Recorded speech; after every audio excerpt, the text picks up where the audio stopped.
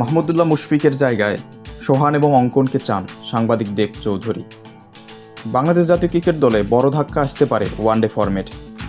অভিজ্ঞ মুশফিকুর রহিম ও মাহমুদুর রিয়াদের বদলে নতুন মুখ দেখতে চান জনপ্রিয় ক্রীড়া সাংবাদিক আবদুল্লাহ মোহাম্মদ চৌধুরী, সংক্ষেপে যিনি দেব চৌধুরী নামে পরিচিত। সোহান এবং অঙ্কনকে কেন চান দেব চৌধুরী?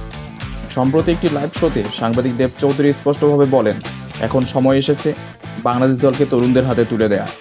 আর সেই তরুণরা হলেন wicket keeper batter Nurul Hasan Sohan এবং মাহিদুল ইসলাম অঙ্কন। মুশফিক আর মাহমুদুরকে যথেষ্ট সুযোগ দেওয়া হয়েছে। এখন যদি বাংলাদেশকে সামনে এগোতে হয় তাহলে সোহান ও অঙ্কনের মতো ফ্রেশ, ফিট এবং ধারাবাহিক পারফর্মারদের সুযোগ দিতে হবে। নুরুল হাসান সোহান একজন শুধু উইকেট কিপারই নন, বরং একজন টেকনিক্যাল লিডারও। বিপিএলে এবং ঘরোয়া লিগে দারুণ পারফর্ম করছেন। তার শৈলী ভাষা, আগ্রাসন আর ফিটনেস সবই আন্তর্জাতিক মান।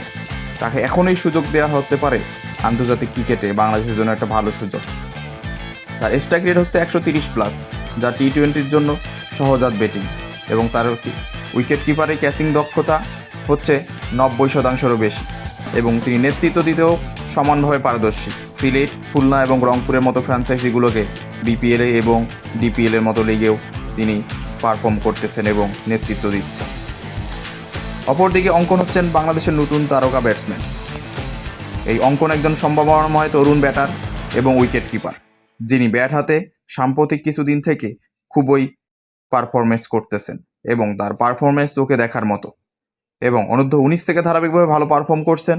প্রিমিয়ার লিগেও তার ব্যাটিং মুগ্ধ করেছে সবাইকে। সবশেষ বিপিএলে তার ব্যাটিং গড় আকাশ চোখে পড়ার মতো। তিনি অনেক ভালো ভালো রান করেছেন ম্যাচগুলোতে। তার ব্যাটিং গড় হচ্ছে 40+ লিস্টে ক্রিকেটে। এখন প্রশ্ন উঠতেই পারে, মুশফিক আর মাহমুদুল্লাহ কি তাহলে শেষ?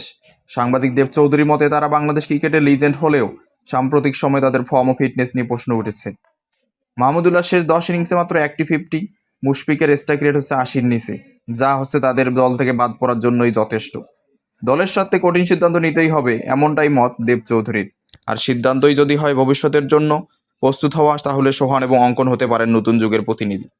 আপনারা কি ভাবছেন? মুশফিক ও মাহমুদুল্লাহর বদলে সোহান এবং অঙ্কনকে ওয়ানডে দলে দেখা উচিত, নাকি অভিজ্ঞতারই দরকার বেশি? নিচে কমেন্টে আপনার মতামত জানান, এবং ভিডিওটি ভালো লাগলে লাইক দিন এবং বন্ধুদের সাথে শেয়ার করুন। আর এমন সব ক্রিকেটের আপডেট পেতে চ্যানেলটি সাবস্ক্রাইব করতে ভুলবেন না।